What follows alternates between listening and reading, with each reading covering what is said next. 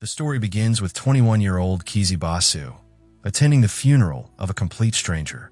It's not something most people would do, but for Kizzy, it's her way of dealing with the loneliness she faces every day. Living with thyroid cancer has made her world rigid and controlled, filled with medications and constant reminders of her illness. Her days are quiet, repetitive, and weighed down by limitations. Deep inside, Kizzy longs to feel normal again, to break free, even for a moment, from the grip of her disease. One afternoon, while out and about, she unexpectedly comes across two boys, Manny and JP, joyfully dancing on the street. Their energy is infectious, but it's Manny who truly catches her attention. His vibrant spirit, his fearless moves, it all leaves her stunned. When Manny notices her watching, she panics and rushes off, overwhelmed by the moment. Hoping to clear her thoughts, Kizzy attends a local talent show. To her surprise, Manny appears on stage. His performance lights up the crowd. There's something magnetic about him. His humor, his confidence, the way he connects. The entire audience is drawn to him. Mid-performance, Manny playfully draws Kizzy into the spotlight, sharing a dance with her. It's spontaneous, unexpected, and unforgettable. That one moment will quietly begin to shape their journey together. After the talent show, Manny strikes up a conversation with Kizzy, but almost instantly, his playful teasing begins. His lighthearted attitude is a sharp contrast to her quiet nature. When Kizzy's mom arrives to pick her up, both mother and daughter are taken aback by Manny's carefree, over-the-top personality, and not exactly in a pleasant way. Later at home, Kizzy vents through her blog. She labels Manny as annoying, arrogant, and hopelessly self-centered. Yet, in the same breath, she admits she doesn't want him voted off the reality contest show. In fact, part of her is already looking forward to seeing him perform again the next week. In the following scene, Kizzy and Manny cross paths again, this time at a support group meeting at the hospital. Out of nowhere, Manny asks her to act in a short film. She's caught off guard and quickly calls him crazy. During the session, more truths come to light. Their friend JP has glaucoma and will soon lose sight in both eyes. Manny, too, has faced his own battle. He lost a leg to osteosarcoma, but is now in remission. Despite everything, he carries himself with remarkable optimism. Manny and JP are working on a homegrown film project, with Manny playing the hero, an energetic tribute to the legendary South Indian superstar, Rajinikanth. The two friends are passionate about the film and dream big. While Manny and Kizzy often clash, slowly a friendship begins to take shape. He takes her on bike rides, shows her around the city, and gradually they start to connect. Manny and JP even accompany her to one of the stranger's funerals she attends. However, their attention-grabbing behavior creates a scene, forcing them to make a quiet getaway. Later, Manny once again invites Kizzy to star in his film. This time, she agrees, but only if he listens to her favorite songs. Though he had once dismissed them as boring, he makes the effort for her sake. After listening, he admits that the lyrics, penned by the mysterious Abhimanyu, hold a deep emotional weight. As they open up to each other, Kizzy's love for soulful Hindi music and Manny's passion for Rajinikanth's films begin to weave a special connection between them. Not long after, JP's girlfriend breaks up with him, unable to handle the reality that he's going to lose his sight completely.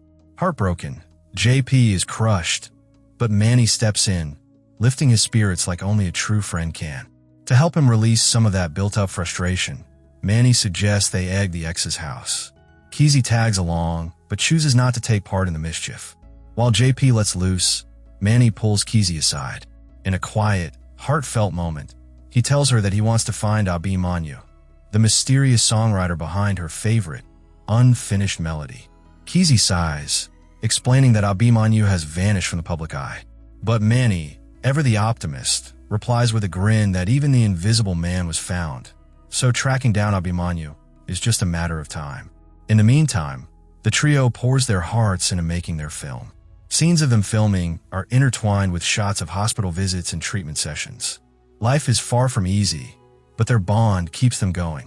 After a difficult operation, JP completely loses sight in his remaining eye. Still, he refuses to let that stop him. With resilience and humor, he continues to help finish the movie.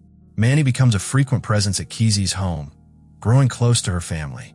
Her dad warms up to him almost instantly, charmed by his sincerity. Her mom, on the other hand, takes time, likely still cautious from her initial impression of his over-the-top persona. Yet, with time, Manny earns her trust too. As the days pass, Keezy and Manny begin to fall in love. There's no grand declaration, no dramatic moment, just the quiet beauty of two people sharing time, laughter, and understanding. They go on little adventures, make memories, and always make sure JP doesn't feel left out. Manny even takes Keezy to prom, and the evening turns out to be magical. Later that night, during a soft conversation over the phone, they come up with a secret word, Siri, the South Indian word for okay. It becomes their little promise to each other, a way to remind themselves that, no matter how hard life gets, it's always worth smiling through. One day, Manny brings exciting news. He's found a way to contact Abhimanyu, the elusive songwriter whose incomplete melody means so much to Keezy. Keezy writes to him, and to her surprise, he replies. Abhimanyu agrees to answer all her questions, but only if she comes to meet him in Paris, where he now lives. The thought of traveling excites her, but convincing her parents proves to be an uphill battle. Understandably, they're terrified. Keezy's body is fragile, and such a long trip could be too much. The conflict between their concern and Keezy's desire to truly live sparks several emotional arguments. After consulting with her doctor and weighing the risk, a compromise is reached. Keezy can go to Paris, but her mother must accompany her and Manny. Just as plans begin to take shape, life takes a painful turn. Keezy's condition worsens, and she's hospitalized. The trip is postponed. After her recovery, she's physically weaker and emotionally withdrawn. She starts pulling away from Manny, trying to protect him from the pain of watching her suffer. Manny, however, never stops caring. It's Keezy's father who finally helps her see things differently. In a heartfelt conversation, he reminds her that when she was diagnosed, he and her mother could have turned away, said it was too much, too painful. But they didn't. They stayed because love isn't about avoiding hardship. He gently tells her that Manny, too, deserves the right to choose, to stay or to walk away. That choice shouldn't be made for him. Her father's words hit home. Keezy realizes that by pushing Manny away, she was trying to shield him, but without giving him a say. Slowly, she lets him back into her life. It becomes clear just how deeply they care for one another. Their love isn't based on dramatic gestures. It's built on quiet understanding, shared struggles, and an unspoken promise to stand by each other, no matter what. Despite their growing closeness, Keezy opens up to Manny and gently tells him that they can't have a future together. Her words are honest, but heavy. Manny, who wears his heart on his sleeve, listens in silence. Though visibly hurt, he respects her wishes and agrees to just remain friends. Later, they talk about her dream to go to Paris, her longing to meet Abhimanyu and find closure through his song. But her weakened condition makes her parents and doctor hesitant. Still, Keezy points out that Paris has hospitals too, and if something were to go wrong, there would be help available there as well. Her hope remains alive. That night, as Keezy and her mom sleep, Manny and Mr. Basu have a quiet, serious conversation. Mr. Basu urges Manny to discourage Keezy's Paris plans, calling her desire reckless under the circumstances. Manny listens patiently, then shares a story of his own. He speaks of the time he lost his leg to cancer. Back then, his own father had called his wish to save the leg silly. And though he survived, Manny says he no longer plays basketball with the same joy. Every game now feels incomplete. Every win feels like luck, not skill. That loss still weighs on him. Manny then gently tells Mr. Boss something that stays with him. Keezy's dream may seem small, even silly, but it's hers. While Manny has always dreamed big but lacked the drive to chase them, Keezy has this one dream and the fire to make it come true. He says if helping her live this dream brings her even a moment of real happiness, then the journey, no matter how risky, will be worth it.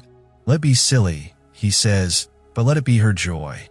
And in that quiet moment, his sincerity makes all the difference. The next chapter in their journey begins as Manny, Keezy, and Mrs. Basu arrive in the enchanting city of Paris. Surrounded by its beauty, Manny and Kesey finally meet the elusive Abimanyuvir. But instead of the poetic genius Kesey had imagined, they find a man who is cold, sarcastic, and emotionally distant. He dismisses their questions, pokes fun at their sincerity, and reveals that he has no real reason for leaving the song incomplete. In his words, life itself is incomplete, and there's no meaning in continuing after a loved one is gone. His jumbled and emotionally heavy words leave Kesey deeply shaken and disappointed. Later, Kesey shares her distress with Manny, struggling to process the truth buried in Abimanyu's cynicism. She worries about how her death will leave her parents, and Manny, broken. No one stays happy after losing someone, she says quietly, echoing Abimanyu's thoughts. In that tender moment, Manny comforts her with lighthearted jokes, trying to lift her spirits. Then, with a spark in his eyes, he promises to finish the song himself and make it even more beautiful than Abimanyu ever could. That promise brings a faint smile to Kesey's face. In the following scenes, the group explores Paris, and it's clear that Mrs. Basu is beginning to see Manny in a new light. She notices how much happier Kesey seems with him around and eventually allows the young couple some time alone. Kesey and Manny make the most of their moments together, visiting places like Montmartre, sharing quiet laughs, and holding on to the joy they've found, even in the face of uncertainty. Their bond grows deeper, built on love, courage, and a shared dream that feels more alive than ever.